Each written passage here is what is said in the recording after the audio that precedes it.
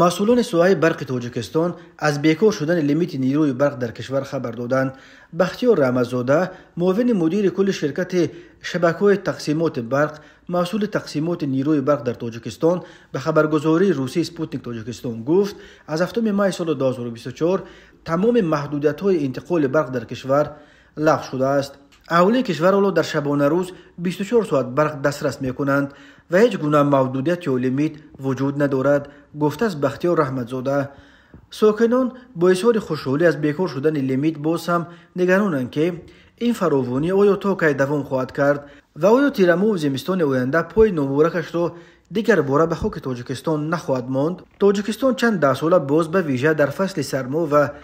اولای بهار به کمبود شدید نیروی برق روبرو می شود و به اهالی و کارخانه ها در شبانه روز همگی چند ساعت برق می دهند. اما امسال تاجیکستان به لیمیت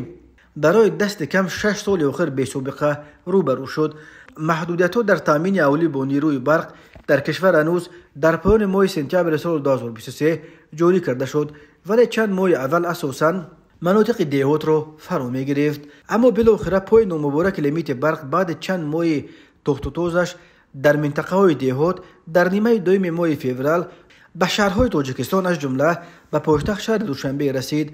و روزهای هم بود که مردم ساعتها در بناهای بتونی در شهرها نه فقط بدون نیروی برق ماندند بلکه با گرمی نیز نداشتند. مقامات ساحه انرژتیک تنها در پایان ماه مارت یک گروه بلاگرهای معروف را به نیروگاه نورک برده توسط آنها به مردم فهماندند که گویا سبب لیمیت سخت کم شدن آب در آبانبارهای نیروگاه است، ولی این در حالی است که امسال سال چندان کم بارش نبود و قبلا درباره تعداد خطر کم‌آبی در آبانبارهای نیروگاه تاجیکستان اصلا صدا نداده بود. در همین حال مخالفین دایره‌های فسادزده حکومت را به فروش بی‌انصافانه نیروی برق به خارج و اساساً به افغانستان تحت رهبری طالبان عیبدار میکنند و میگفتند همه پول این برق به طور پنهانی فروخته شده به منطقه‌های افشاری در خارج به حساب‌های بانکی چند نفر علاهده میرود.